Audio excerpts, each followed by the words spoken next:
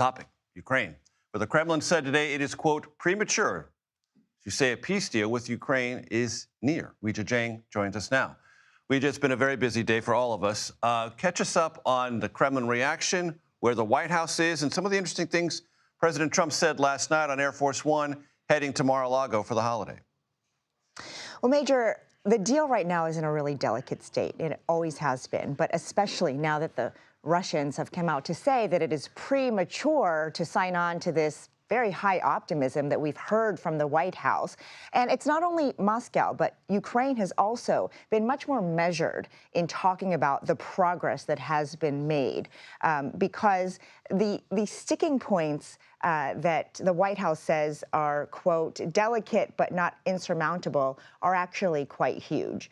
You're talking about land and territory. You're talking about security guarantees, whether Ukraine will be able to join NATO, the size of its military.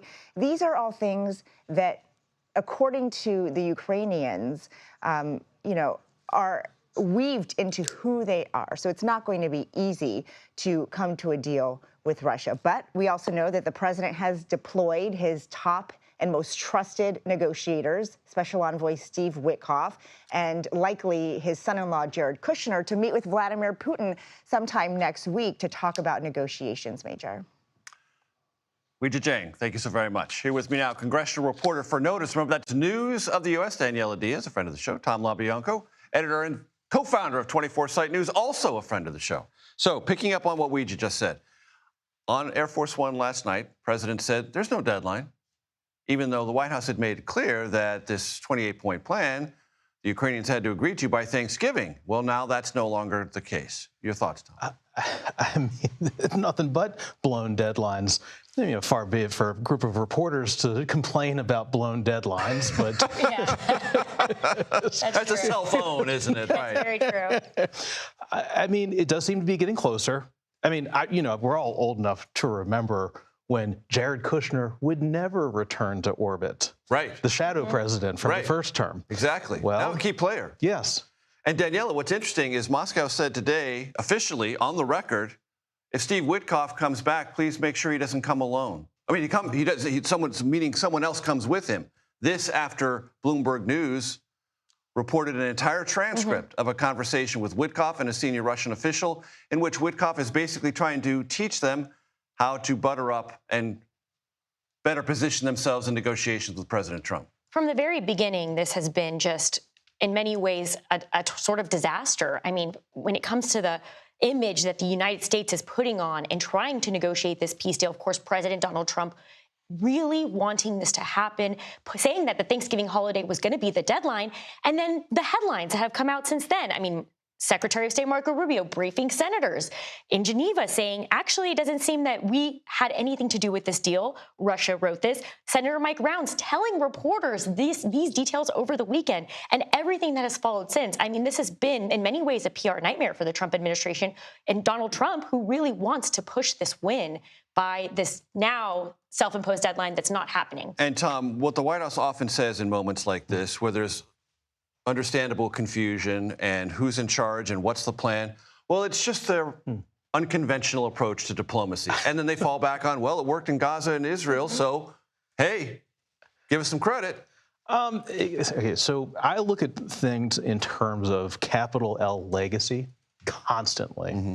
And you can tell that clearly they don't want this to be like Biden with Afghanistan, where it becomes a negatively defining thing. Moment, right. Yeah. So there's the impetus for this, but to me it's so strange to, after all these years and the closeness of Putin with Trump, Russia with Trump, the Trump administration, why do you need somebody on the phone telling them how to talk to Trump?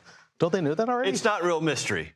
You compliment the president. You tell him he had a great win diplomatically, Israel and Gaza. I mean, that's not some enormous secret key to unlock an unknown path of persuasion to President Trump. So it wasn't, and the president was asked about it, and he said, well, it's not standard negotiating stuff. And he still trusts Witkoff, whether or not the Russians still do, because what they saw, to your point, Daniella, is they saw Witkoff come, talk, and then Rubio step in and rework the whole deal. And Secretary of State Marco Rubio is also National Security Advisor, we should point out. He has all the jobs right now. He is a staunch defender of Ukraine. I mean, that's another thing to keep in mind in all of this. I've covered Rubio when he was senator. He was always defending Ukraine. He was part of that group of Republican senators. There's fewer of them now, Mitch McConnell being one of them, speaking out against this deal on social media. But he wants to see Ukraine be able to defend itself against Russia, which is why you're seeing him step in these negotiations, say the things he's saying, because he really does want to help Vladimir Zelensky. Very quickly, we want to talk to you, Daniella, about the expiring or soon to expire Obamacare tax credits that were expanded during the Biden administration. And lots of back and forth, none of it very cooperative between the White House and House Republicans. I mean, I think I've talked about this with you now, Major, dozens and dozens of times. I mean, this has been the story for months, and this is why the shutdown happened. And as we heard from President Donald Trump recently, he admitted, I do think we got to do something about extending the Affordable Care Act subsidies now that he's probably gotten information about truly how expensive this is going to become after the end of the year for Americans. We've run out of time on the Hill to address this. I mean, there is just no way that they're going to be able to address this when they're back next week, even though we are hearing that there's going to be some sort of negotiation on this. Tom, you've got 1 minute. If there is a deal, it's going to have to be put together very quickly. It might be a 1 or 2 year extension and then details to come later. And if that happens, that would go like that. I mean, lickety split. Republicans wouldn't like it, but there'd be the votes for it, right, Daniella? I mean, there's enough of them. Yeah, I keep saying it, that, the dynamics changed so much after the election results a few weeks ago. Because now you have a sense of the sentiment. You see Kevin McCarthy talking about people getting ready to leave, all right? People looking down the road. This is the same thing that's happened with the Indiana redistricting, where people are worried. Everybody's worrying about their own future now. Right. And I think that is what's driving so much of this. An unusual, difficult day here in Washington, D.C. We got to some other topics. I appreciate you both for helping us do that. Tom LoBianco, Daniella Diaz, thank you very much.